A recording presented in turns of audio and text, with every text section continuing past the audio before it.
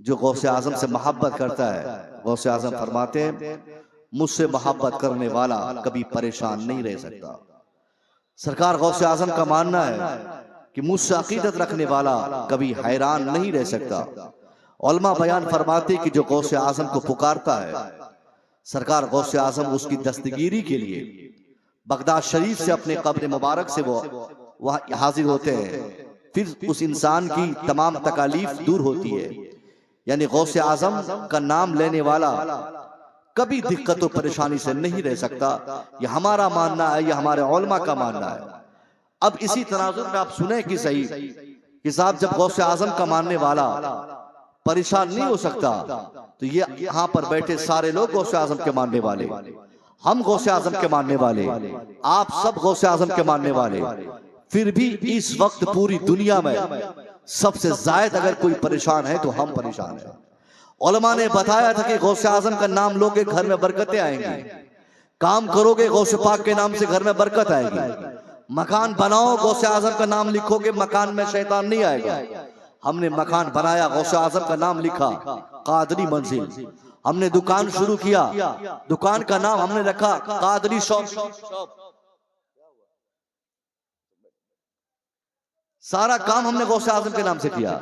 बच्चे का नाम गौसे आजम के नाम से, बड़ों का नाम गौसे आजम के नाम से, बच्चियों की निस्बत गौसे आजम से, मकान की निस्बत गौसे आजम से, दुकान की निस्बत गौसे आजम से, सारा काम हम गौसे आजम की निस्बत से करते हैं। तो होना तो ये था कि इस पूरी दुनिया में सबसे ज्यादा सेटिस्फाइड हम होते, हमसे ज्यादा मुतमईन दुनिया का कोई फर्द नहीं होता, क्योंकि हम गरीब नवाज वाले हैं, हम गौसे आजम वाले हैं, हम आला हजरत वाले हैं, हम बुजुर्ग वाले हैं, हम औलिया सालिहीन के मानने वाले हैं, हम औलिया सालिहीन से मोहब्बत करने वाले हैं, हम बुजुर्गों का आस्ताना हम सजाने वाले हैं, बुजुर्गों के नाम पर हम जुलूस निकालने वाले हैं, बुजुर्गों के नाम पर हम चहल्लुम करने वाले हैं, बुजुर्गों के नाम पर हम बरसी करने वाले हैं, बुजुर्गों के नाम पर हम महफिल करने वाले हैं, बुजुर्गों का हम उर्स मनाने वाले हैं। अब जो इंसान बुजुर्गों से वाबस्तगी रखेगा, कहा जाता है कि वो परेशान नहीं होगा। जो गौसे आजम से मंसूब अपने आप को करेगा, वो इंसान दिक्कत और परेशानी से नहीं जूझेगा। मगर आज पूरी दुनिया की बात कर रहा हूं, यही गौसे आजम के चाहने वाले, यही गौसे आजम का नारा लगाने वाले, यही गौसे आजम के नाम पर मकान बनाने वाले, यही गौसे आजम के नाम पर दुकान बनाने वाले, यही गौसे आजम से मंसूब अपना नाम रखने वाले, असलम रजा कादरी, फलाने कादरी, अफजल कादरी, तौहीद कादरी, ये कादरी, वो कादरी, यानी हमने गौसे आजम के नाम से दुकान पे, अपने नाम से दुकान पे, मकान पे, हर जगह गौसे आजम के नाम से हमने अपना काम चलाने की कोशिश की। मगर हमारी दुकान से बरकतें छीनी गई, हमारे घरों में शैतानों ने घर बना लिया, हमारी जिंदगी ने परेशानियों का सामना किया। तो आखिर वजह क्या है?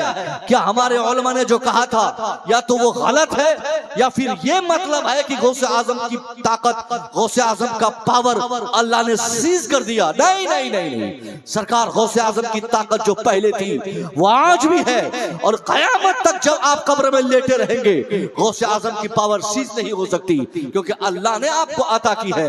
अल्लाह जब किसी को अता करता है बहुत खूब अता करता है। गौसे आजम की ताकत में कोई कमी नहीं हुई। तो क्या हमारे उलमा ने गलत समझाया? नहीं साहब, हमारे उलमा ने भी बराबर बताया था, हमारे उलमा ने भी हक कहा था कि गौसे आजम का नाम लोगे तो बरकत होगी। आज अगर हमारे घरों में बरकतें नहीं, तो दिक्कत इस बात की नहीं कि उलमा गलत बोल रहे हैं या गौसे आजम की ताकत खत्म हो गई, पावर सीज हो गई। नहीं, इन सारे किरदार में अगर किसी एक चीज की कमी है तो सिर्फ हमारे अंदर कमी है। हमने अपना व्यवहार खराब कर लिया, हमने अपना किरदार बर्बाद कर लिया, हमने अपने आप को तबाह बर्बाद कर लिया। ये आपको सुनाया गया कि गौसे आजम का नाम लोगे तो बरकत होगी, मगर वही हमारे उलमा ये भी बताते हैं कि जो इंसान झूठ बोलता है उसके घर से बरकतें चली जाती है, जो आदमी हराम खाता है उसके घर से तहारत खत्म हो जाती है, जो आदमी तजारत झूठ बोल के करता है उसको उसके बिजनेस में कभी बरकत नहीं होती। अब मैं पूछना चाहूंगा, गौसे आजम का नाम अगर आप इस्तेमाल करना चाहते हैं और सही माने में अगर आपको बरकत हासिल करने की ख्वाहिश है, आप नाम इस्तेमाल करे ना करे, मकान में नाम लिखे ना लिखे, अपना नाम गौसे आजम के नाम से जोड़े ना जोड़े, गौसे आजम के किरदार पे अमल कर दे। अल्लाह की कसम गौसे आजम के नाम इस्तेमाल करने से ज्यादा गौसे पाक के किरदार पे अमल करने से फायदा होगा।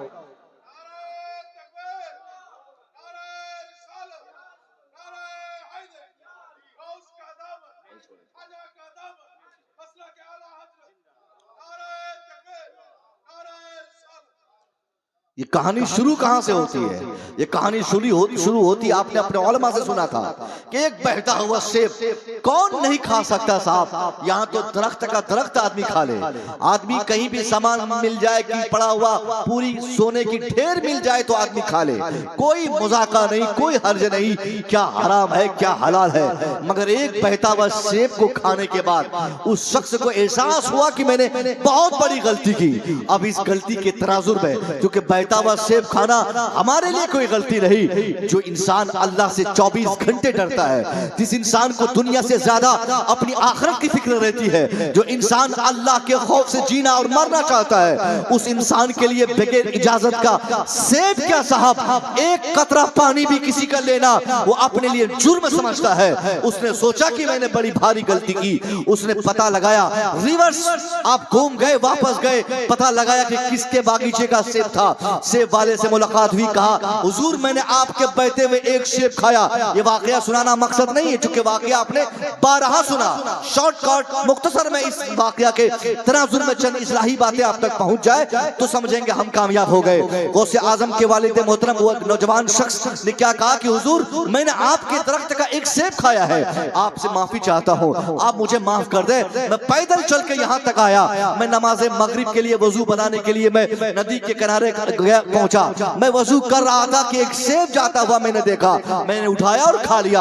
आप मुझे अपनी गलती को माफ कर दे, मेरी गलती माफ कर दे, मैं माफी मांगना चाहता हूँ। वो शख्स देखता है कि लड़का बहुत गिड़गिड़ा रहा है, बड़ी माफी तलाफी की बातें कर रहा है। वो शख्स समझ गया कि लड़का कोई मामूली नहीं, जो एक मामूली सेब के बदले इतनी बड़ी गलती अपने आप को समझ रहा हो कि मैंने इतनी बड़ी गलती की, तो ये मामूली लड़का नहीं हो सकता। फिर भी बतौर आजमाइश कहा, ए लड़का मैं तेरी गलती माफ नहीं कर सकता, तुझे 12 साल नौकरी करनी पड़ेगी। 12 साल की मुलाजमत करोगे? कहा हाँ मैं 12 साल की नौकरी करूंगा। काम क्या है? कहा थोड़ा बहुत घर का काम करना होगा, उसके बाद उसी बागीचे में निकोनी तुझे करनी होगी, पटवन तुझे करना होगा, निगहदाश्त तुझे करनी होगी, दिन रात उसकी हिफाजत करनी होगी। क्या तुम कर सकते हो? कहा हाँ मैं करने को तैयार हूँ। 12 साल की बात है, सोचा चलो ठीक है मैं कर लूंगा। उसके बाद जो सबसे बड़ी शर्त रखी गई, कहा 12 साल कंप्लीट हो गए? कहा हुजूर कंप्लीट हो गए। कहा अब भी तेरी गलती माफ नहीं होगी, पहले तुम मेरी एक और शर्त मानो, उस शर्त पर जब तक तुम्हारा अमल नहीं होगा तेरी ये गलती माफ नहीं कर सकता। कहा वो कौन सी शर्त है? कहा मेरी बेटी अंधी है, शादी करोगे? मेरी बेटी लंगड़ी है, शादी करोगे? मेरी बेटी बदसूरत है, शादी करोगे? मेरी बेटी अपाहिज है, शादी करोगे? मेरी बेटी बोलती नहीं, शादी करोगे? मेरी बेटी चल नहीं पाती, शादी करोगे?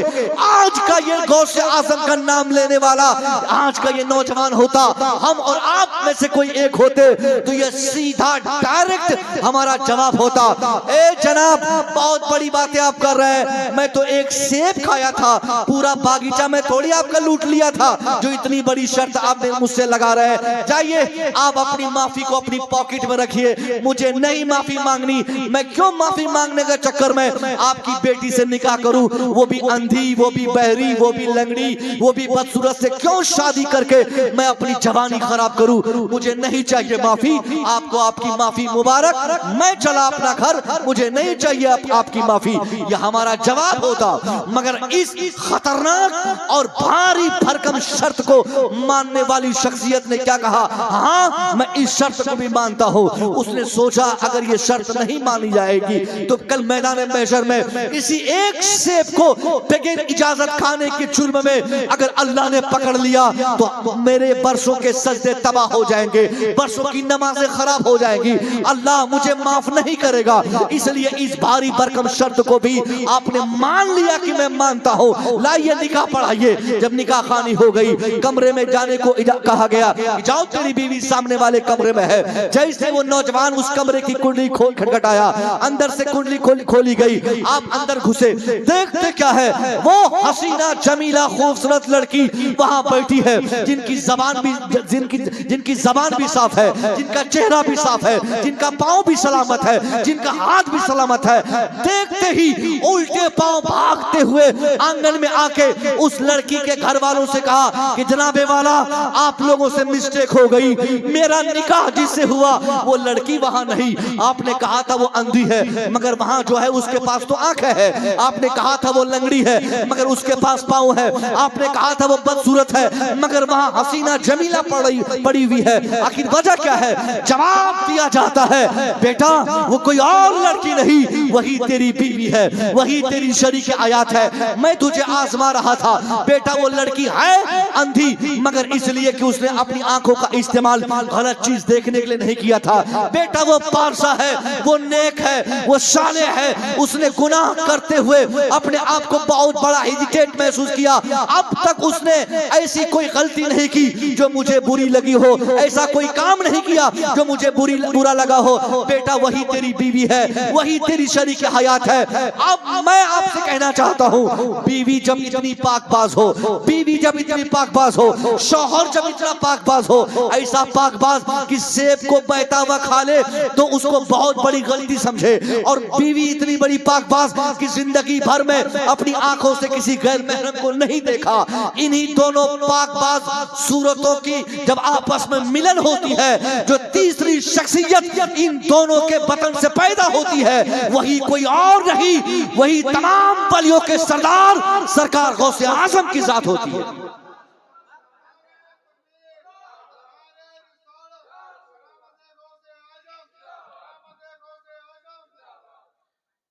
गौसे आजम कैसे बनता है? मां और बाप, सुनिए गौर से, इन दोनों के कंबाइनेशन से एक लड़का गौसे आजम बन रहा है।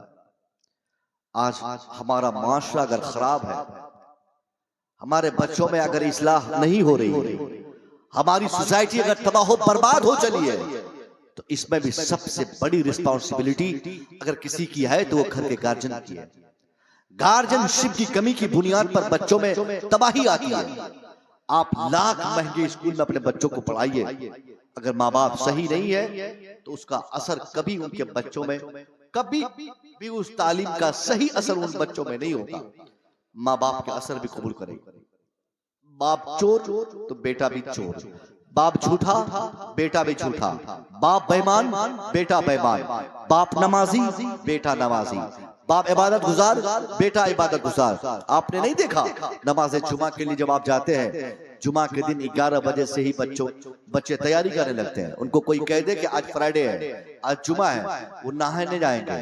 आप जाएंगे नहाने, वो आपको साबुन देंगे, आपको तौलिया देंगे, आपको खुद याद दिलाएंगे। चचा है तो चचा को याद दिलाएंगे, बाप है आप तो बाप को याद दिलाएंगे। बच्चे, अब्बा आज जुमा है ना, अब्बा आज जुमा है ना। आप उन्हें रोक दीजिए कि नहीं तुझे मस्जिद नहीं जाना है, तुम बहुत हल्ला करता है, तुम बहुत चिल्लाता है वहां पे, तुम मस्जिद नहीं जाएगा। वो लड़का अगर आप नहीं भी ले जाएंगे, आपके जाने के 2 मिनट के बाद वो पीछे से चला जाएगा।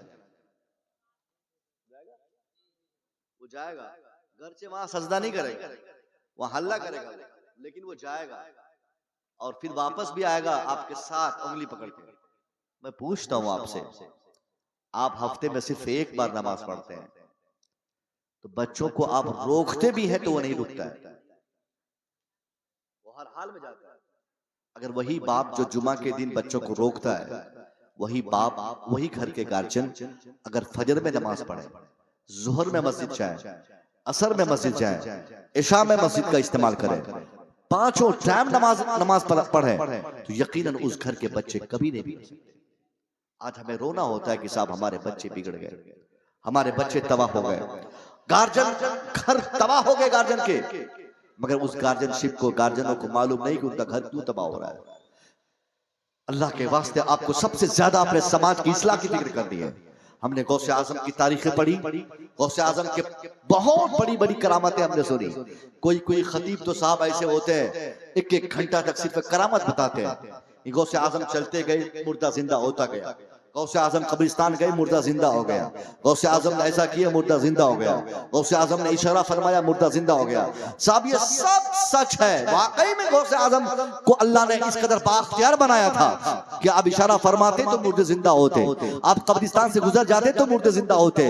और यही सुनाते हम तो अवाम सुनती और क्या कहते नारे लगाती, वाह क्या करामत बयान की गई, वाह क्या गौसे आजम की शान बयान की गई। मगर मैं आपसे बताता हूं सरकार, गौसे आजम की सबसे बड़ी करामत ये नहीं कि आपने किसी मांगने वाले को 7 बेटे दे दिया। गौसे आजम की ये बड़ी करामत नहीं कि आपने मुर्दों को जिंदा कर दिया। साहब वली का काम ही है करामत दिखाना। गौसे आजम करामत दिखाए तो इसमें हैरत क्या है? अगर कोई नेता है, विधायक आपके यहाँ, वो विधायक बोले कि मैंने रोड बना दिया, मैंने बिजली दिला दिया, मैंने पुल बना दिया, तो साहब आप विधायक बने ही तो इसीलिए थे। आपको हम लोगों ने वोट ही इसीलिए दिया था कि आप पुल बनाएं, आप बिजली दें, आप शिक्षा पे काम करें, समाज पे काम करें, समाज की उन्नति पे काम करें। अब वो बोलते फिरेगा कि साहब मैं बहुत बड़ा काम किया, बहुत बड़ा काम किया। नहीं, गौसे आजम बाकरामत वाली थे। जो अल्लाह के वली होते हैं वो करामत का ज़ुहूर करते हैं और बहुत सारे नहीं भी करते हैं। जरूरी नहीं कि जो वली हो वो करामत दिखाई दे, मगर करामत वो दिखा सकते हैं। करामात उनसे मुंसलिक होती है। इसलिए गौसे आजम ने मुर्दों को जिंदा कर दिया, इसमें हैरत की कोई बात नहीं। सबसे बड़ी करामत आपकी जिंदगी की क्या थी? वो ये नहीं कि आपने करामत दिखाकर मुर्दों को जिंदा कर दिया, आपने किसी मंगता को 7 बेटे अता कर दिया, आपने कितनों को झोली भर दिया, बल्कि सरकार गौसे आजम की सबसे बड़ी करामत वो करामत थी जो आपने गुंडों, मवालियों, चोरों, उचक्कों के बीच में अपनी जबान की हिफाजत करके सच बोल के दिखा के पूरी दुनिया को सच्चाई की दावत आपने दे दी। सुभान अल्लाह। नारे तकबीर, नारे रिसालत, नारे रिसालत, मजहबे इस्लाम, मजहबे इस्लाम, पैगंबरे इस्लाम, पैगंबरे इस्लाम, फैजाने गौसे आजम, नारे तकबीर, नारे रिसालत। सुभान अल्लाह। झूठ बोलने से गौसे आजम ने अपनी जबान को रोका था। माँ ने कहा बेटा हालात चाहे जैसे बदल जाए, जबान को झूठ से कभी प्रागंदा मत करना। बच्चा बचपने में अपने माँ की इस नसीहत को इस कदर तो शायद आखिरत बना लिया, तो शायद जिंदगी बना लिया कि चोरों के बीच, गुंडों के बीच में भी रह के आपने बता दिया कि जबान की शाइस्तगी और हिफाजत क्या चीज है।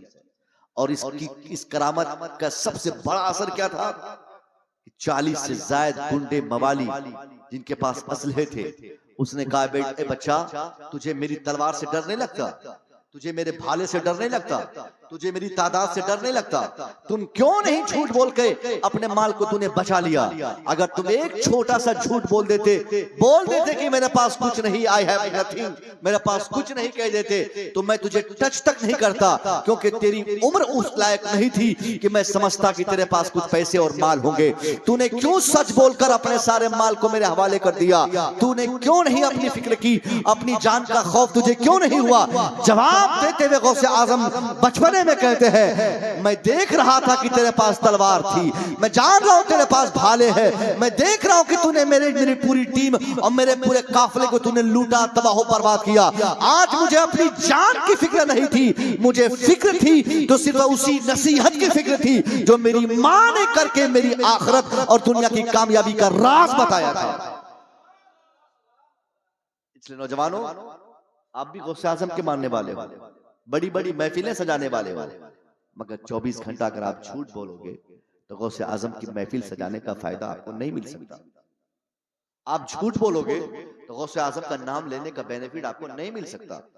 आप अगर हराम खाओगे तो हराम खाने और कमाने वाले गौसे आजम के नाम से फैज़याब नहीं हो सकते। ये उसूल है, ज़ाब्ता है।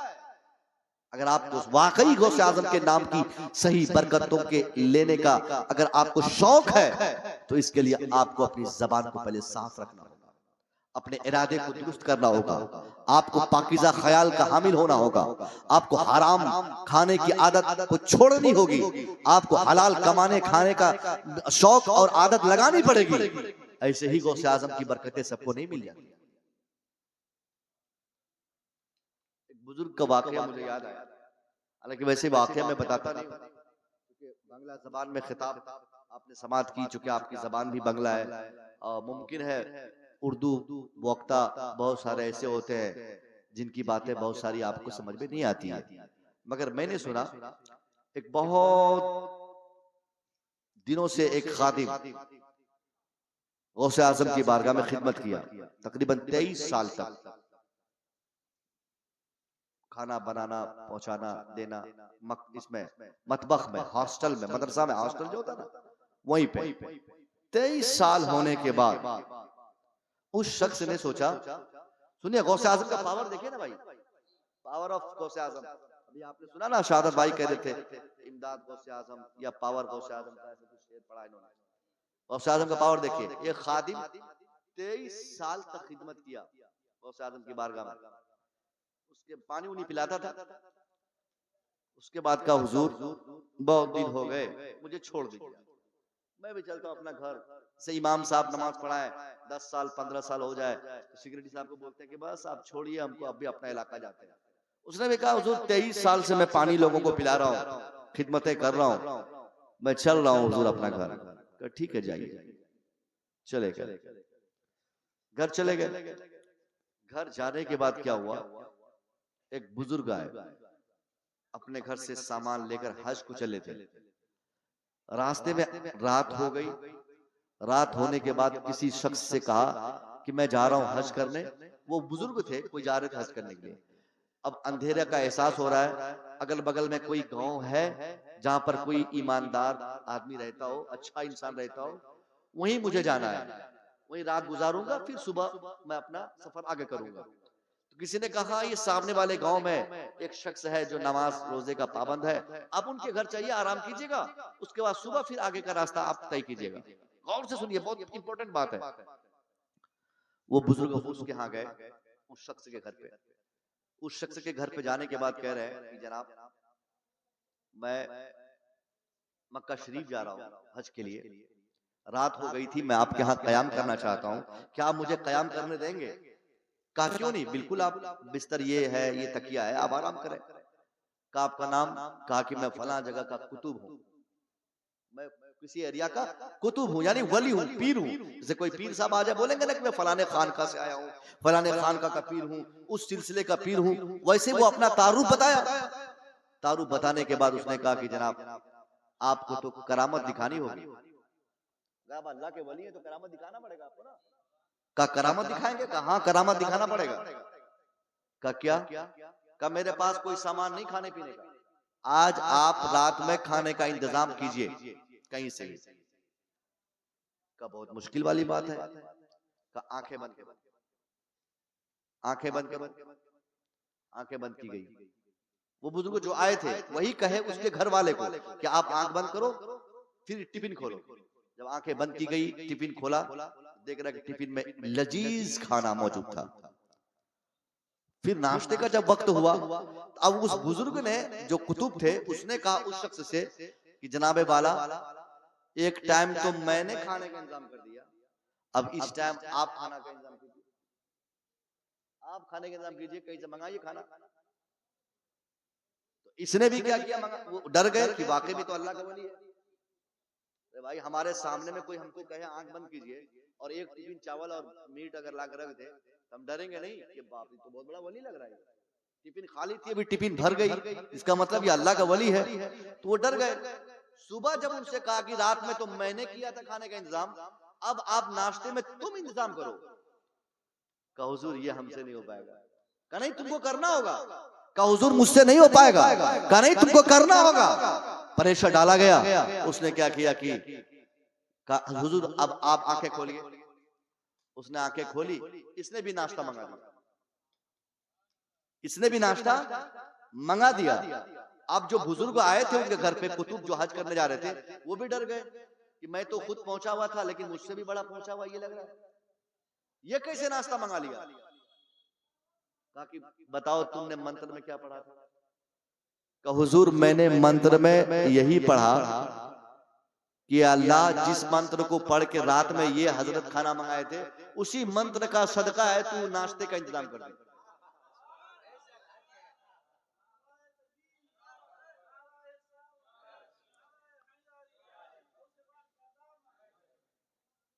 मैंने कुछ ज्यादा कुछ नहीं पढ़ा, मैंने यही बोला कि रात में हजरत ने जो पढ़ा था, या अल्लाह उसी आयत या उसी दुआ का सदका कि तू मुझे अभी नाश्ते का इंतजाम कर दे वरना बड़ी बेइज्जती होगी।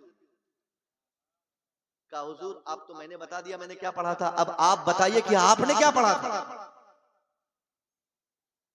कहा मैंने भी कोई मंत्र नहीं पढ़ा था, मैंने तो सिर्फ ये बोला अल्लाह से कि अल्लाह तू गौसे आजम के उस खादिम के सदके में रात के खाने का इंतजाम फरमा दे जो 23 साल से गौसे आजम की बारगाह में पानी पिला रहा है, 23 साल से पानी पिला रहा है। ये पांव पकड़ लिए, कहा हुजूर 23 साल से गौसे आजम की बारगाह में पानी पिलाने वाला कोई और नहीं, वो खादिम मैं ही हूं, वो खादिम मैं ही हूं। ये थी, ये है गौसे आजम से निस्बत की ताकत। 23 साल तक जो इंसान गौसे आजम से लो लगा ले, उस सरकार गौसे आजम का हो ले, गौसे आजम की बहारें, गौसे आजम की बारगाह की बरकतें, गौसे आजम का फैज, सब कुछ उसको मिल जाता है। मैं आपसे इंसाफ चाहूंगा, आपको क्यों नहीं मिल सका? क्यों आज आप कमाई के लिए दर बदर की ठोकरें खा रहे हैं? क्यों एक एक पैसों के लिए आप और हम मोहताज नजर आ रहे हैं? क्यों हमारे चेहरे की रंगीनियां खत्म हो गई? क्यों हमारा मुआशरा तबाह बर्बाद हो गया? क्यों हमारी बेटियों की इज्जत और आबरू को लूटने की बातें की जा रही? क्यों हमारे इस धरती से हमें भगाने की कोशिशें की जा रही है? वजह ये नहीं कि वो लोग के पावर और ताकतें सल्ब हो गई, सीज हो गई, बल्कि इसकी वजह यह है कि हम लोग बदकिरदार हो गए। हमने झूठ बोलकर जबान गंदी किया, हमने गौसे आजम का नारा लगाया, कादरी का इस्तेमाल हमने किया, मगर हमने कभी गौसे आजम की वो सबसे बड़ी करामत जो आपने झूठ से बचाते हुए अपनी जबान की शाइस्तगी को आपने दुनिया के सामने पेश किया था, इस किरदार गौसे आजम को हमने अपनी जिंदगी का हिस्सा नहीं बनाया। गौसे आजम के वालिदैन ने जो हराम खोरी से बच बच कर पूरी दुनिया को हराम से बचने का अपने अमल से जो पैगाम दिया था, आज गौसे आजम के मानने वाले उस पैगाम पे अमल करने को तैयार नहीं। आज चोरी का माल हमें चाहिए, ठगी का माल हमें चाहिए, बेईमानी का माल हमें चाहिए, भाई का माल हमें चाहिए, बहन की जमीन हमें चाहिए, पड़ोस का माल हमें चाहिए, और आखिर में क्या है साहब, पीर साहब का दामन पकड़ के कहे पीर साहब बरकत के लिए दुआ कीजिए, अल्लाह बरकत दे दे, कमाई में बरकत हो जाए, माल में बरकत हो जाए, जायदाद में बरकत हो जाए, ये मिले वो मिले, गाड़ी मिले, बेटा नौकरी पा जाए। सारे पीरान मिल के दुआ करते, फिर भी किसी की दुआ कबूल नहीं होती। वही परेशानी, वही झमेला, वही दिक्कत, वही उलझन, वही परेशानी, वही प्रॉब्लम से जूझते रहते जो प्रॉब्लम हमने दुआ खानी से पहले हमारे अंदर थी। पीर साहब की दुआ के बाद भी वही परेशानी होती। एक सबसे बड़ा फार्मूला आप इस अजीमुशान उर्से पाक की तकरीब से मुझसे सुनते चले जाइए। इंशाअल्लाह अगर आपने इस पे अमल किया, किसी मौलवी से आपको ताबीज लेने की हाजत नहीं होगी, कभी पीर साहब से दुआ की दरखास्त करने की आपको कभी जरूरत नहीं मिलेगी। अगर आपने कर दिया तो अलग बात है, बरकत मिलेगी, मगर आप अगर नहीं भी मुतालबा करेंगे, सिर्फ उस किरदार पे अमल कर लेंगे, अल्लाह की कसम 100% आपके घर में बरकतें आएंगी। आपके लिए फार्मूला क्या है? आप खुद मुसलमान बन जाए, आप जबान साफ कर ले, आप अपनी नीयत साफ कर ले, 5 वक्त नमाज की पाबंदी करे, अपनी बेटियों से, अपनी बहनों से, अपनी माओं से, अपने मुआशरे से, अपने बेटों से, खुद अपने आप से एक कायदे का 100% का मुसलमान बन जाइए। आप मुसलमान बन जाएंगे, ईमान की बरकतें ऐसी मिलेंगी कि जिंदगी में कभी तावीज नहीं भी लेंगे, आपका चेहरा हसास रहेगा, आपकी जिंदगी बशास रहेगी। नारे तकबीर, नारे रिसालत, शान इस्लाम, सुन्नत मुस्तफा, मगर हम या रसूल अल्लाह, या अली, मगर हम लोगों ने क्या किया? हम लोगों में अमल नहीं रहा भैया। इस अमल की बुनियाद पर आज लोग बोलते हैं कि हजरत हमको लोग डरा रहे हैं, हमको लोग धमका रहे हैं। साहब हम 313 थे तो ये लोग नहीं धमका पाए। आज पूरी दुनिया में 160 करोड़ से ज्यादा हमारी तादाद है। 24 घंटे डर और खौफ का माहौल हमारे आंगन में है। वजह हमारा किरदार खराब है, अमली एतबार से हम इतना कमजोर है, इस कदर हमने अपने अमल को तबाह कर लिया है कि सिर्फ नाम का इस्लाम हमारे माशरे में है। अमल की दुनिया में हम अगर जायजा करें, आपका जायजा लें, अपना जायजा लें, तो हमारा अमल इतना खराब हो चुका है कि दूर दूर से हम सिर्फ मुसलमान नाम से महसूस होते हैं, काम हमारा मुसलमान की तरह नहीं। आज मुस्लिम मुआशरे में देखिए छोटे छोटे बच्चे चोरी करते हैं, चोरी करके स्टेशनों पे, मालदा स्टेशन पे जाइए, शमसी स्टेशन के अगल बगल में जाइए, आप देखिए साहब, वो गाया पीने वाला, भांग खाने वाला, चोरी करने वाला, किनके बच्चे? 100 बच्चे अगर चोर चुहार है, 100 में 90 बच्चे हमारे। क्यों? किसकी कमी की बुनियाद पे? एक बहुत बड़ी बात बता रही, आखिर ये क्यों हो रहा है माशरे में? ये तरबियत की कमी है। बच्चों को हमने इस्लाम नहीं सिखाया, बच्चों को हमने इस्लाम नहीं बताया, बच्चों को हमने इस्लाम सिखाने की कोशिश नहीं की, और समाज का एक बच्चा बिगड़ता है, पूरे मुआशरे की का मुस्तकबिल तबाह हो बर्बाद माना जाता है। मुस्लिम मुआशरे में यही एक कमी है, कोई तंजीम तक नहीं है। कोई कमेटी है यहाँ पे भाई? कमेटी वाले कोई है क्या?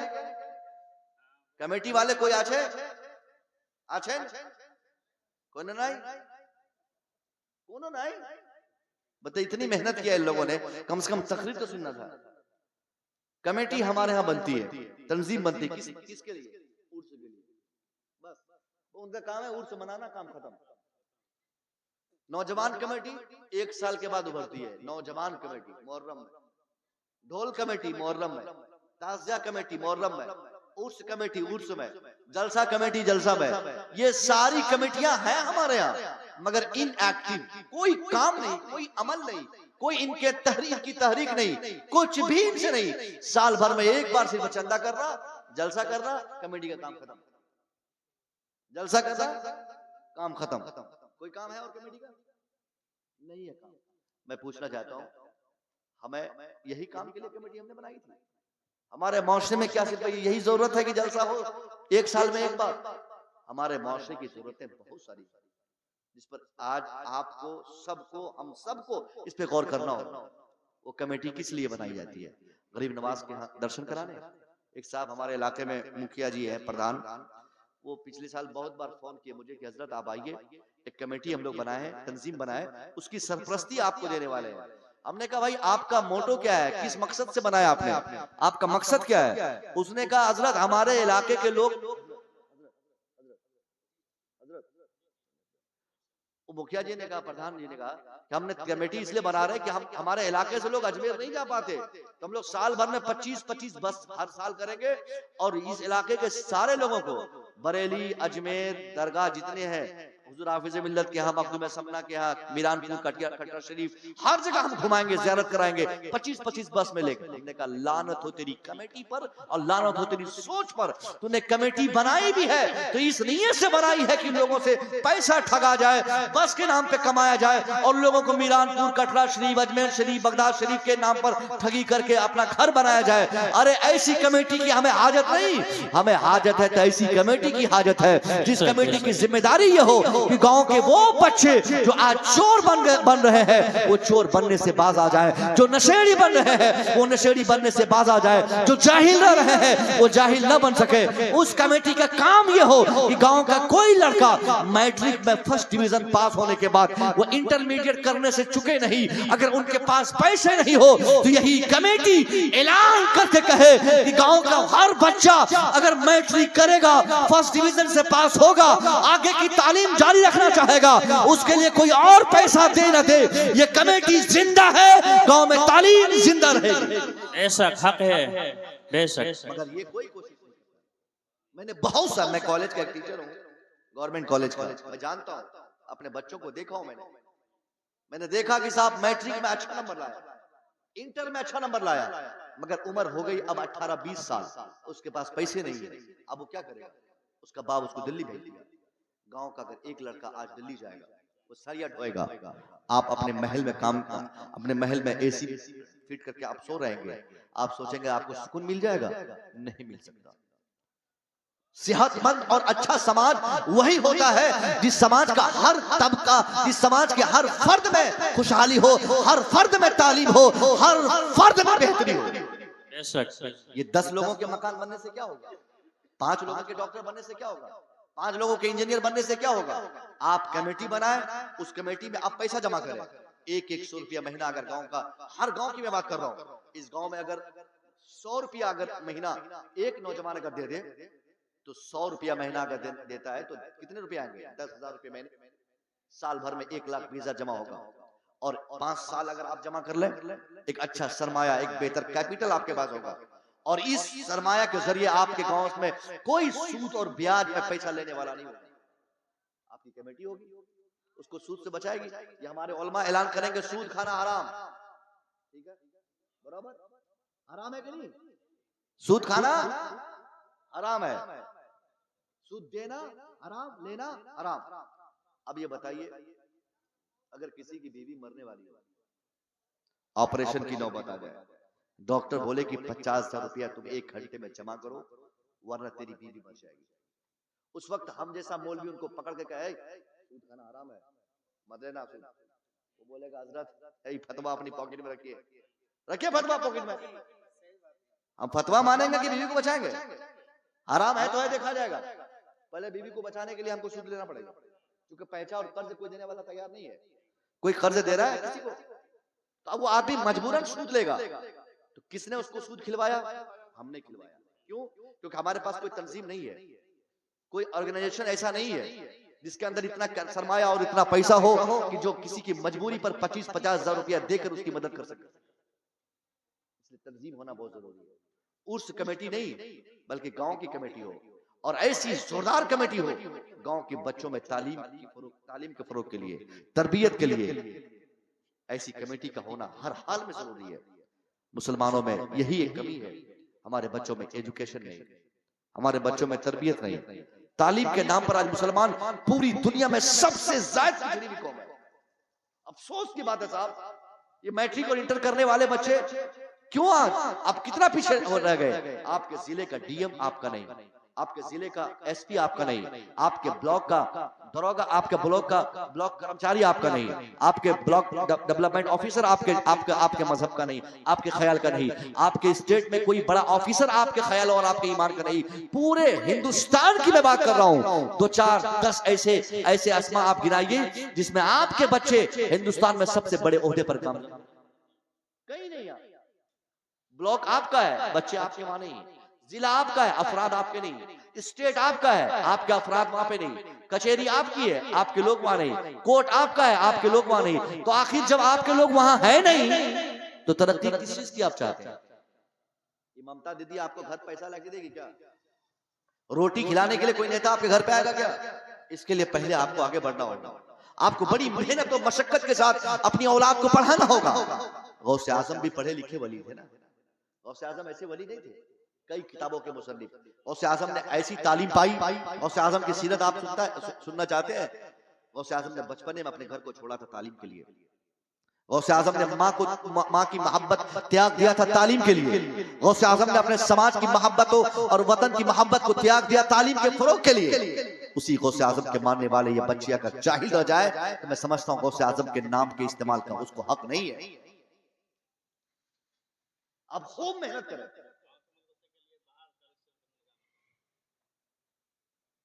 गाँव में पैसा नहीं देते।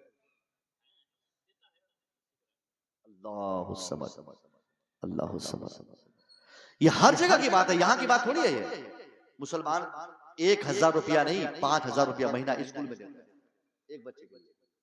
फीस मदरसे में बच्चा भेजेगा पैसा नहीं देगा, इमाम बुलाएगा जनाजा के लिए पैसा नहीं देगा, नमाज पढ़ेगा पैसा नहीं देगा, कुरान खानी करेगा पैसा नहीं देगा। तो हम लोगों को एक काम ये करना है। अच्छा एक बात बताइए, मदरसों में आज तालीम क्यों नहीं है? मदरसों में पढ़ाई क्यों नहीं है? मदरसों में इमारत क्यों नहीं है? मदरसों में टाइल्स क्यों नहीं है? मदरसे में एसी क्यों नहीं है? मदरसे में पंखे शानदार क्यों नहीं है? मदरसे का वातावरण स्कूल की तरह क्यों नहीं है? आप ही की वजह से। आपने मदरसे को ज़कात का अड्डा समझा, आपने मदरसे को खैरात का अड्डा समझा, जिसकी बुनियाद पर आज मदरसों में कुछ भी नहीं और आपके बच्चे चले गए स्कूल पढ़ने के लिए और वहीं जाकर पढ़ते रहे। एक दिन डॉक्टर बन गए, बेटा रहा कलकत्ता में, आपको छोड़ दिया गाँव में। बेटा चला गया अमेरिका, आप रह गए गाँव में। बेटा चला गया दिल्ली, आप रह गए घर पे। तो ऐसी तालीम से आप पनाह मांगे। पहले आप मजबूती के साथ मदरसों की तालीम को फरोग दीजिए, और ये तालीम फरोग कब पाएगी? जब आप मदरसों में भी वैसी तवज्जो देंगे जैसी स्कूल और कॉलेजेस में देते हैं। 5,000 रुपया महीना देने वाला किस नाम पे? मैंने अभी फीस दी अपने बच्चों की। मास्टर साहब ने फोन किया, बोला सर आपके बच्चों की किताब की फीस 5500 रुपया होगी। अब नर्सरी में पढ़ने वाला बेटा मेरा 5500 रुपया। मैं शॉक्ड रह गया भाई, 5500 रुपया की किताब। मैं तो 5500 रुपया में 7 साल पढ़ाई किया, पूरा खर्चा मिला के, सफर कपड़ा लत्ता सब मिला के हम लोग को 200 रुपया घर से मिलता था। 7 महीने 8 महीने के बाद फिर 200 रुपया मिलता। क्या जरूरत? तो 5500 रुपया आज मुझे बच्चे की किताब के लिए देना पड़ रहा है। तो मैंने सोचा लगता है किताब कोई स्पेशल धातु की किताब होगी, एक स्पेशल धातु की, कोई सोना चांदी हीरे जवाहरात के पन्ने होंगे उसमें। मास्टर साहब ने लिस्ट पकड़ाया, उस लिस्ट के, सुनिए गौर से, उस लिस्ट को पढ़ने के बाद, उसमें कीमत देखने के बाद मुझे हैरत हुई। एक किताब जो सबसे ऊपर रखी हुई थी, उस किताब का जब मैंने पहला पन्ना देखा, उस पूरे एक पन्ने पर सिर्फ सेब की तस्वीर थी, एक में कैपिटल में और उसके बाद स्मॉल लेटर में एप्पल लिखा हुआ था और एप्पल की पूरी तस्वीर थी। दूसरा पन्ने पे मैंने गौर किया तो दूसरे पन्ने पर एक खूब बड़ा सा बॉल और उस बॉल के इर्द गिर्द में कर्सिव राइटिंग में लिखा हुआ था बॉल, BALL स्मॉल और कैपिटल में, यानी 26 पन्ने पर 26 अक्षर और 2600 अक्षर के हिसाब से तस्वीर थी। कहीं गेंद की तस्वीर, कहीं सांप बाल की तस्वीर, कहीं सेब की तस्वीर, कहीं केले की तस्वीर, कहीं छतरी की तस्वीर, कहीं कुत्ते की फोटो, कहीं सांप खच्चर की फोटो, कहीं हाथी की तस्वीर। अब इस 26 पन्ने की किताब का दाम हमने चुकाया 1000 रुपया। मैं समझ गया कि यही 1000 रुपया अगर हम किसी मदरसे में डाले होते, क्योंकि यहाँ कुत्ता बिल्ली के नाम पढ़ाने की वजह से हमें महंगे कीमत देनी पड़ती, मगर हमारा बेटा जो कुरान पढ़ता है, हमारा बेटा जो इस्लाम पढ़ता है, वो दरसगाह जहां कुरान पढ़ा जाता है, उस दरसगाह में 100 रुपया देने की हमें ताकत तक नहीं होती। वही आदमी आज चिल्लाता है, चीखता है कि इस्लाम आगे नहीं बढ़ता, इस्लाम तरक्की नहीं करता। कैसे इस्लाम तरक्की करेगा? आप इस्लाम की तरक्की नहीं चाहते, आप आंख बंद कीजिए। जिस हवस के साथ आपने स्कूल और कॉलेजेस में मेहनत करके आपने अपने बच्चों की फीस अदा की है, उसी जज्बे के साथ आपको मदरसे में भी फीस देना होगा। अगर अंग्रेजी पढ़ने वाला बेटा 1000 रुपया महीना मांगता है उसके खर्चे में, तो कुरान पढ़ने वाले बेटे के पीछे 2000 हमें खर्च करने में क्या दिक्कत है? बेशक होना चाहिए, बेशक। लेकिन नहीं, ट्यूशन पढ़ाने वाले मौलवी साहब, अंग्रेजी ट्यूशन पढ़ाने वाले 1000 रुपया एक ट्यूशन, मैथ वाला 1500 रुपया, साइंस वाला 2000 रुपया, कुरान पढ़ाने वाला मौलवी साहब 200 रुपया फ्री। ये भी कहता तो इमाम साहब ना है, कान पढ़ा दीजिएगा। अब बताइए, जिन लोगों की इतनी गंदी सोच है, इसका मतलब ये कि इस्लाम और कुरान को सबसे ज्यादा हल्के में आप ही ने लिया है, हम ही ने लिया ना। आपको तो और देना चाहिए हजरत। 1500 रुपया हम मैथ वाले को देते हैं, साइंस वाले को हम 2000 रुपया महीना देते हैं, दुनिया की सबसे बड़ी किताब पढ़ाने वाले को 5000 रुपया महीना देंगे। जिस दिन आपकी ये सोच हो जाएगी ना, आपका एक बच्चा भी बगैर कुरान पढ़े बाज नहीं आएगा, क्योंकि आपने हल्के में कुरान को लिया ना, इस्लाम की तालीम को आपने हल्के में लिया। सस्ती तालीम है, इमाम साहब के पास जाकर ऐसे ही कुरान पढ़ लेगा। मेहनत तो करनी है आपको दूसरे विभाग में। यही वजह कि बेटा आपका पढ़ भी लेता है तो ईमानदार बेटा नहीं बनता। ईमानदार बनाना है तो उनको सबसे पहले कुरान की तालीम से आरास्ता करना होगा, उनको पहले इस्लाम सिखाना होगा। आपने क्या देखा, रास्ते में अभी कम बेहूदगी थी, कौन कंट्रोल करेगा? ये सब जिम्मेदारी आपकी है, इस पूरी कमेटी की है। कमेटी वाले अगर मुझे सुन रहे हैं तो माजरत के साथ, मैं आपका खादिम होकर मैं बोल के नहीं जाऊंगा तो कल मैदान महशर में मेरी गिरफ्त होगी। एक बुजुर्ग के नाम पे मेला करके आपने क्यों नहीं बेटी और बहनों के रास्ते को आपने अलग किया? आप एक बुजुर्ग के नाम पे उर्स कर रहे हैं ना, आपने उनका रास्ता मुनफरिद करना था, आपको उनके लिए पाबंदी बैठानी थी। आपने लड़की लड़कों के पीछे कोई भी आपने रजाकार नहीं छोड़ा। ऐसे ही लोग धक्का मार रहे हैं, आ रहे हैं, जा रहे हैं, सब लोग गुनहगार होंगे, सब लोग गुनहगार होंगे। आप 5000 रुपया देकर भी गुनहगार होंगे। आइंदा साल से आप कोशिश करें। अरे साहब, कोई एक भी ठेला वाला नहीं आए, कोई केला वाला नहीं आए, कोई जिलेबी वाला नहीं आए, फिर भी जिस सरकार का उर्स आप कर रहे हैं, हर हाल में उनका उर्स होकर। ये क्यों आप बोलते हैं कि हजरत जमेगा नहीं? कहां गए जमने वाले लोग? उनको मजार से मतलब नहीं थी, उनको बारगाह से मतलब नहीं थी, उनको किसी बुजुर्ग के आस्थाने से मतलब नहीं थी, उनको किसी वली से मतलब नहीं थी। उनको मतलब था, मकसद उनका क्या था? जिलेबी खाना, पकौड़ी खाना, धक्का मारना, पान खाना, सिगरेट पीना, सीटी बजाना, चला जाना। मजाल है कोई दुकानदार दुकान बना दे, अगर आप लिस्ट बना निकाल देंगे कि आइंदा साल से कोई दुकानदार नहीं आए, इसका मतलब आपकी मर्जी शामिल है। क्यों 100-200 रुपया के चलते आप अपनी बच्चों की लाखों की इज्जत को तार तार कर रहे हैं? अरे भैया, बेटी आपकी नहीं किसी की तो है, वो आपके समाज की बेटी है। इस्लाम में तेरी मेरी नहीं होता, इस्लाम में इनका उनका नहीं होता। इस्लाम पूरी दुनिया का एक कॉमनल मजहब है, पूरी दुनिया का एक कॉमनल है, एक स्तंभ के नीचे खड़ा होने वाला। पूरी दुनिया में एक मुसलमान की इज्जत कहीं होगी तो सारे मुसलमानों की इज्जत होगी, और किसी एक मुसलमान की बेइज्जती होगी तो पूरे मुसलमान को बेइज्जत माना जाएगा।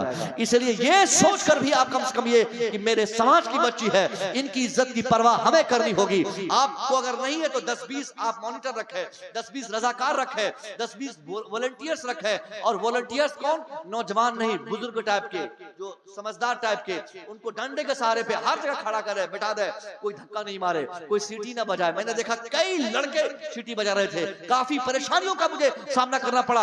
ऐसा नहीं लग रहा था कि किसी अल्लाह के वली के मजार पे हम ज़ियारत करने जा रहे हैं, ऐसा मालूम पड़ रहा था किसी गैर मुस्लिम के यहाँ कोई बहुत बड़ा दशहरा का मेला है, उसी मेले में हमारी हाजिरी हो रही है।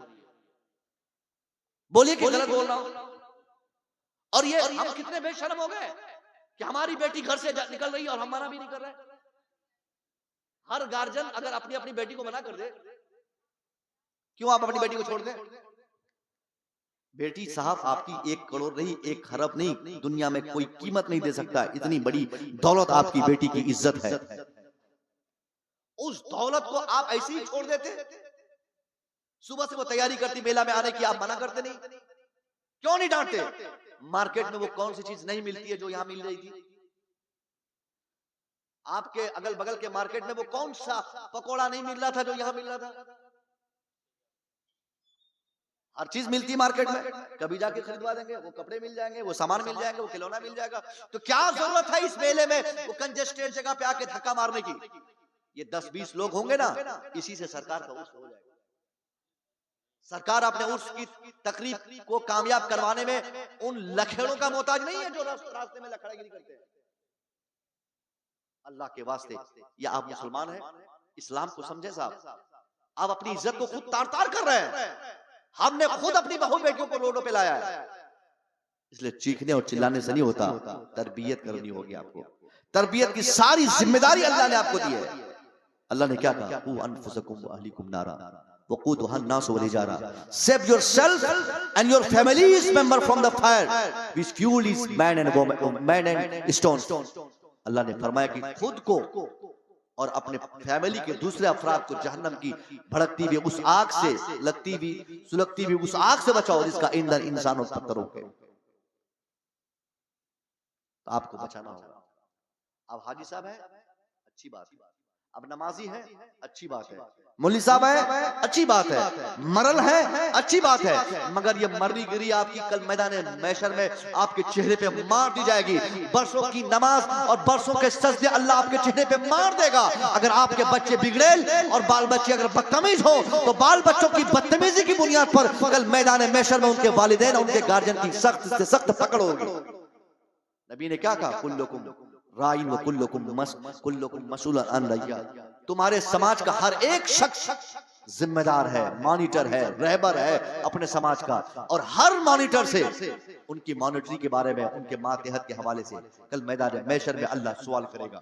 यानी बाप से बेटे के बारे में, दादा से पोतों के बारे में, नाना से नवासों के बारे में, बड़ी बहन से छोटी बहन के बारे में, बड़े भाई से छोटे भाई के बारे में, गांव के जो बड़े लोग हैं उनके छोटे लोगों के बारे में, अमीरों से गरीबों के बारे में, इमाम से मुक्तदी के बारे में, माओ से बेटियों के बारे में।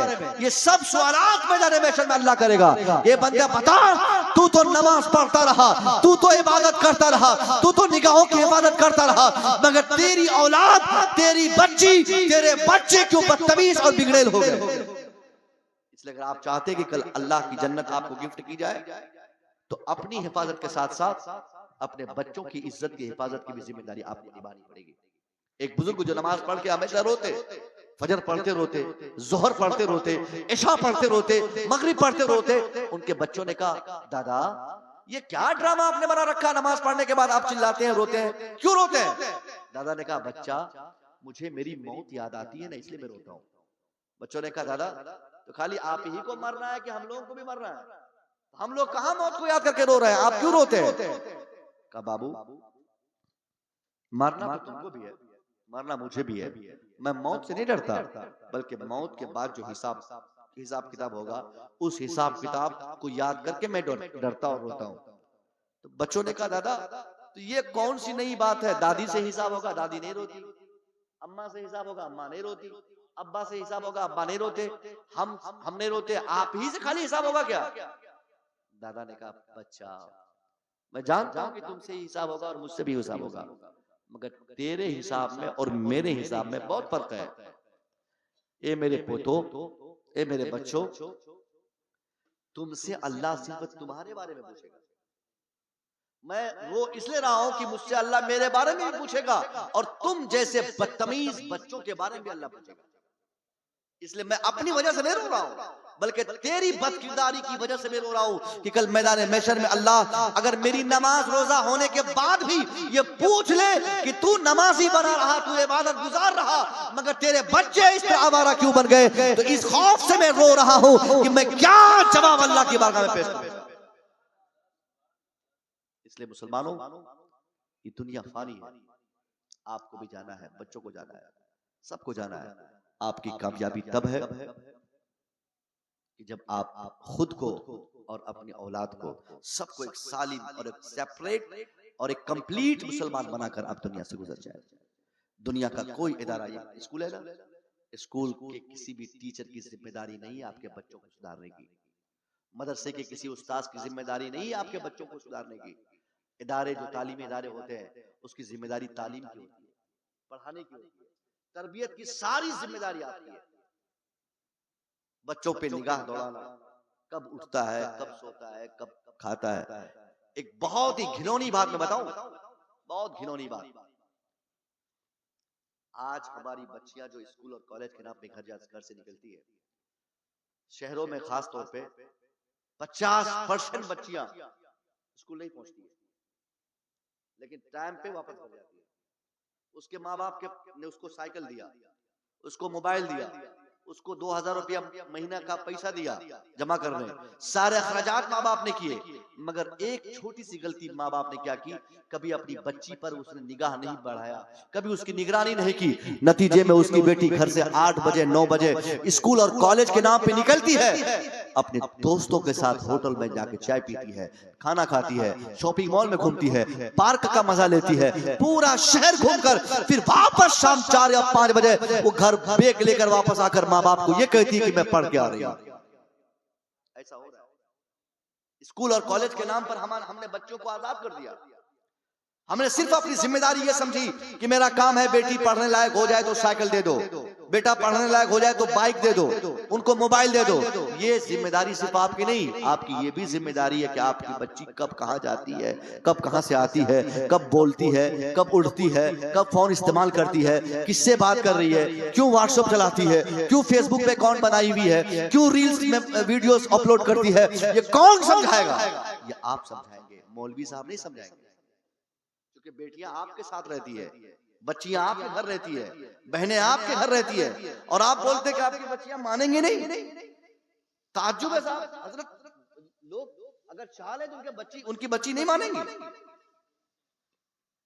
शुरू में अगर बाप उसका एक दिन, कभी तो पता चला होगा आपको कि बेटी बात कर रही किसी से, अरे कभी तो खबर हुई होगी कि बेटा सिगरेट पी रहा है,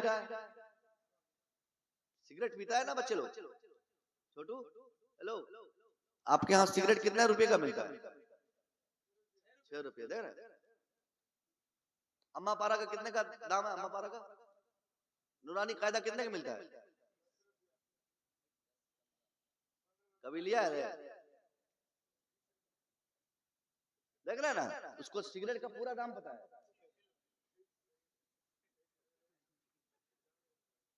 या तो ये घर वालों के लिए सिगरेट लेता होगा, या खुद के लिए लेता होगा, या किसी को लेते हुए देखता होगा, तभी तो मालूम है भाई।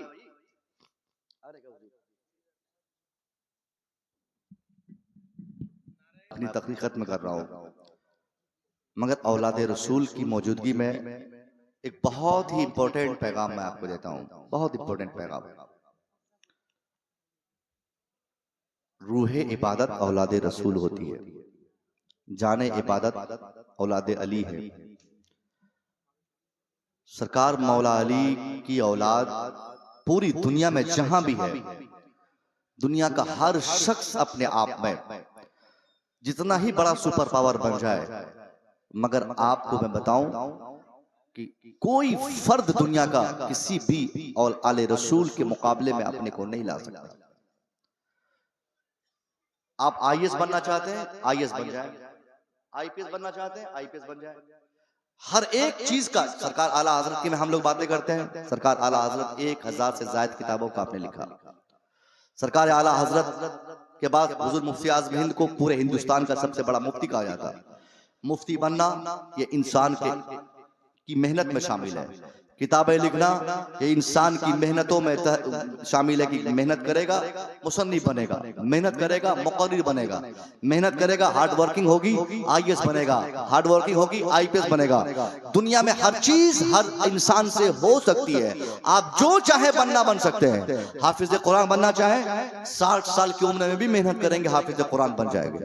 आप अगर साहब डॉक्टर बनना चाहे आराम से इंटरमीडिएट के बाद 5 से 7 साल तक मेहनत कर दीजिए, शानदार एमबीबीएस डॉक्टर आप बन जाएंगे।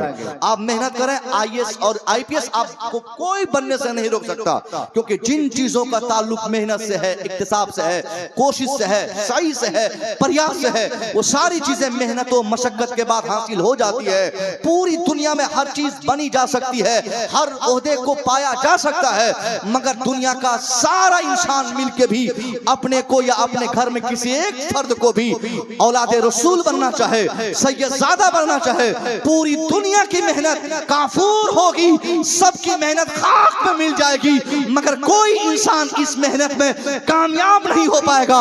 क्योंकि हर चीज बनना आसान है, क्योंकि वो इंसान के बस में है। औलाद रसूल बनना ये अल्लाह के करम से होता है। अल्लाह जिसे चाहता है सैयदों के घर से, सैयदों के नुत्फे से, सैयदों के खानदान में पैदा फरमाता है। वाह सुभान अल्लाह। नारे तकबीर, नारे रिसालत, नारे रिसालत, मजहबे इस्लाम, इस्लाहे मुआशरा, इस्लाहे मुआशरा, नारे तकबीर, नारे रिसालत। वो लोग बड़े खुशनसीब हैं जिन लोगों को किसी भी औलाद रसूल का दामन मिला हो, बड़े खुशनसीब है। क्योंकि मैंने देखा है, महसूस किया है। एक बात और बताऊं आपको, रसूल के खून में, खून अगर मैं बोलूं आज की जबान में डीएनए, डीएनए, रसूल के डीएनए में जो ताकत होती है ना, आप पहचान लेंगे। सैयदजादे की गुफ्तार, रफ्तार, बात, चलन, व्यवहार, अंदाज़े जिंदगी, हुस्न सलूक, सारी चीजों को आप महसूस करें, दुनिया के दूसरे लोगों से डिफरेंट। उनको आप धक्का मार दें वो दुआ देंगे, क्योंकि इंतकाम जो बदला, जो रिवेंज होता है, वो उनके अंदर वही रिवेंज की भावना रहती है जो मुस्तफा जाने रहमत में थी। मेरे सरकार की औलाद तशरीफ फरमा है। आखिरी पैगाम मैं दे दूं, इंशाल्लाह गुफ्तगू खत्म होगी। मैं एजुकेशन पे बात कर रहा था। एजुकेशन के फरोग के लिए इस वक्त पूरी दुनिया में मिलकर मुसलमानों को काम करना होगा। हमने नमाज समझ लिया, तालीम नहीं समझा। हमने रोजा समझा, तालीम नहीं समझा। हमने हज समझा, तालीम नहीं समझा। हमने इस्लाम समझने की कोशिश की और तालीम नहीं समझा। हैरत तर हैरत तो इसमें है साहब, जिस कौम ने पूरी दुनिया को सबसे ज्यादा एजुकेशन के डिपार्टमेंट पे काम करने का पैगाम अपने अमल से, किरदार से, जंग से, जिहाद से पूरी दुनिया में आम किया, आज उसी कौम के बच्चे दिल्ली में मजदूरी कर रहे हैं। वही कौम के अफराद आज कलकत्ता में आज रिक्शा चला रहे हैं। वही कौम के नौजवान आज पूरी दुनिया में मजदूरी करते नजर आते। तालीम से बहुत दूर है। आप क्यों तालीम को भूल गए? आपको याद नहीं रहा इस्लाम के पैगंबर के साथ के मामलात क्या थे?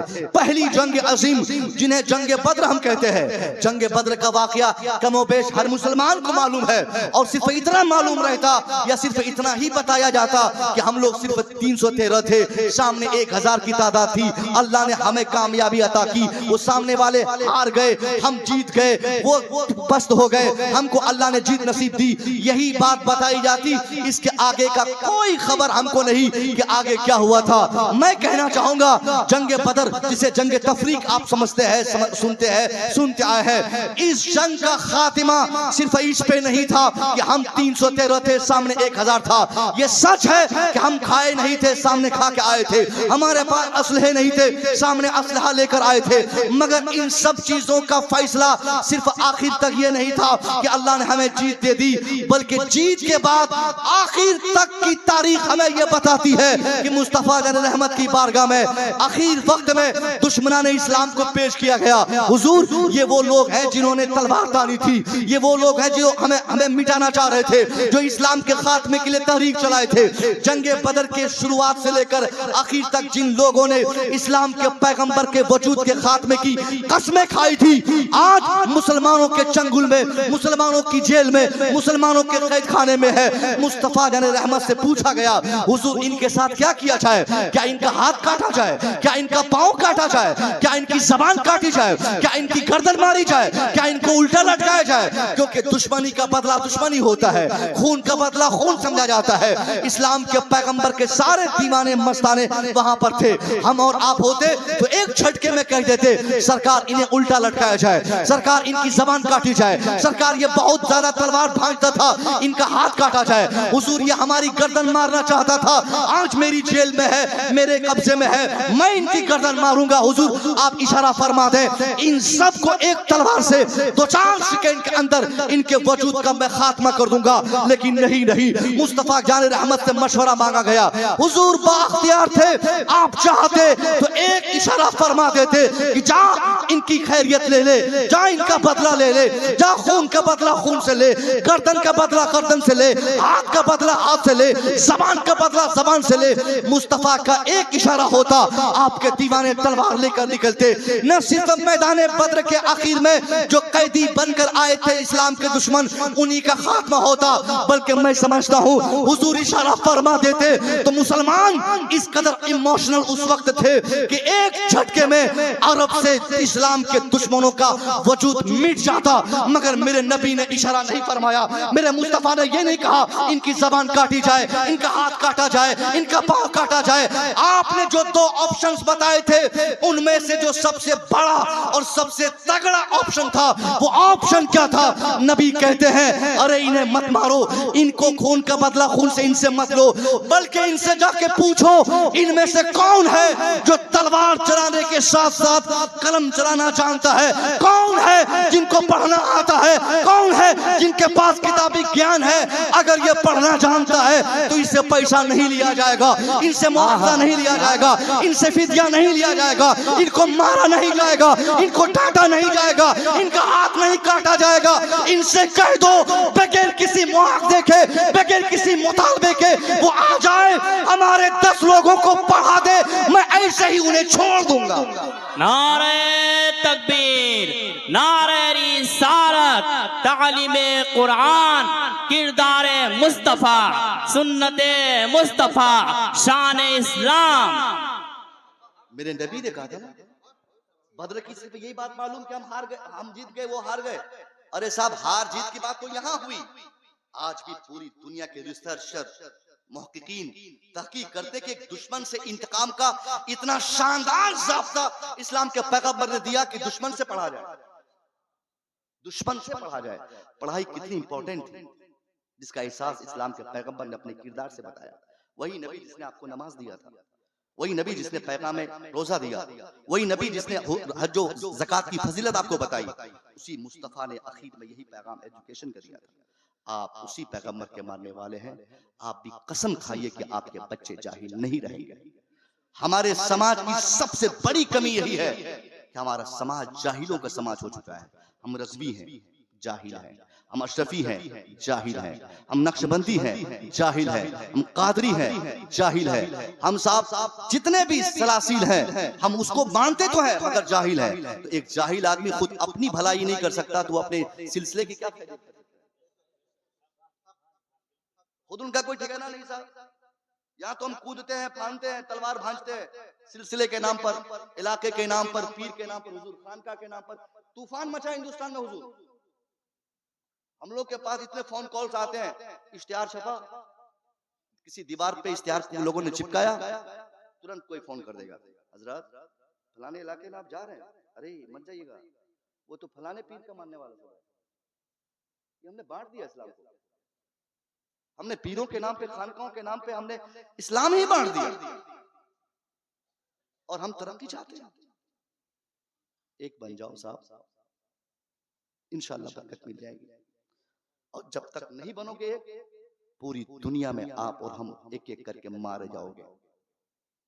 वजूद तक नहीं रहेगा इस धरती से, आपका मिटा दिया जाओगे। आपको मिटा देंगे लोग, जिस तरह लोग कोशिश कर रहे हैं, तहरीके चलाए हैं। आप एक हो जाओ, छोड़ो ये जात बिरादरी खानका के नाम पर। आप अपने पीर साहब के चाहे जितना मानने वाले हो, आप ये अकीदा बना लें कि हमारे पीर साहब हमारे लिए इंपॉर्टेंट है, मगर हमारे भी पीर साहब हमारे लिए इंपॉर्टेंट है, हमारे भाई के भी पीर साहब हमारे लिए इंपॉर्टेंट है। ये खूबसूरत सोच हमारी होनी चाहिए। क्योंकि मैं पूछता हूं आपसे, तेरा पीर और मेरा पीर दोनों का सिलसिला कहां से मिलता है? जहां से कनेक्शन आया है सरकार गौसे आजम से, वहां से तो सभी लोग लेके आए ना। फिर तेरा मेरा क्या है? सब एक है ना। तो एक सोच रखिए, एक तरह की बातें कीजिए। हाँ, अकीदे में अगर किसी की खराबी है तो उससे मैं कतन ये नहीं कहूंगा कि आप, हाँ, उनसे भी आपकी मुसालहत हो, उनसे भी आप यूनिटी का पैगाम उनके लिए भी है, मगर एक महदूद दायरे में, सियासी एतबार से, दुनियावी एतबार से। बाकी दुनियावी मामलात में आप सब एक हो जाएं। अकीदे का मामला, उसकी बहस होगी, हमारे उलमा समझेंगे, समझाएंगे, वो मामला हम अलग कर लेंगे। मैं दुआ करूंगा मौला तबारक व तआला इस गांव के, इस इलाके के इन सारे लोगों को अल्लाह इन सारी बातों पे अमल की तौफीक अता फरमाए। सबसे पहली चीज एजुकेशन, चूंकि तरक्की के लिए 3 चीजों का पाया जाना जरूरी है। या तो वो कौम यूनाइटेड हो, या वो कौम एजुकेटेड हो, या वो कौम सियासी तौर पर बेदार हो। इन तीनों में से अगर तीनों हो तो बहुत जल्दी वो कौम आगे बढ़ेगी, और अगर तीनों में से कोई एक भी हो तभी वो कौम तरक्की पाएगी। तो आप गौर कीजिए, आप में ना यूनिटी है, फेल, एजुकेशन ये भी नहीं, फेल, सियासी शऊर ये भी नहीं, तो किस चीज की तरक्की? कुछ भी नहीं हमारे पास, एजुकेशन भी नहीं, यूनिटी भी नहीं, और सियासी शऊर की बात अगर कर रहे हैं तो सबसे ज्यादा पूरी दुनिया में सियासी कमजोरी का शिकार मुसलमान। अब्बा ने बता दिया कि बेटा हमारी वो पार्टी है, दादा ने कहा बेटा हमारी वो पार्टी है। अब वो पार्टी किसकी पार्टी, कैसी पार्टी, कहाँ की पार्टी, क्या कर रही है, नहीं कर रही, कोई मतलब नहीं। हम तो गुलामी में है भाई, वोट उसी को देंगे। कम से कम सियासी तौर पे भी आप बेदार हो जाए, कहाँ अपने वोटों का इस्तेमाल करना है। क्योंकि मैं ये नहीं कहता आप नेता बन जाइए, और क्यों ये मंच भी वो बना कहने के लिए नहीं है, मगर इस हैसियत से मैं कह रहा हूँ कि नेता बनना सबके लिए जरूरी नहीं, मगर हर एक फर्द के लिए सियासी तौर पर हमेशा बेदार रहना, होशियार रहना उनके लिए जरूरी है। हमेशा तैयार रहिए। मगर आप और हम हैं, इन तीनों जो तरक्की के रास्ते हैं, इनमें से किसी रास्ते पे हमारा अमल नहीं। अगर आप और हम चाहते हैं कि हम तरक्की करें, आने वाले अय्याम हमारे हों, जमाना हमारा रहे, मुस्तकबिल हमारा रहे, तो उसके लिए जरूरी है कि हम मुत्तहिद रहें, एजुकेशन लाएं और सियासी बेदारी मुहिम चलाएं। इंशाअल्लाह आने वाला दिन भी हमारा होगा जैसे कि माजी हमारा था। अभी हाल टकमगाया है, इंशाअल्लाह सब खैरियत होगी। मैं दुआ करूंगा मौला तबारक व तआला हमको, आपको, सबको सुनने से ज्यादा अमल की तौफीक मरहमत फरमाए। बोलने में मुझसे जो गलती हुई हो या सुनने में आपने जो खता की हो, इन सबको अल्लाह माफ फरमाए। अस्तगफिरुल्लाह रब्बी मिन कुल्लि ज़ंबि व अतूबु इलैहि। अस्सलामु अलैकुम।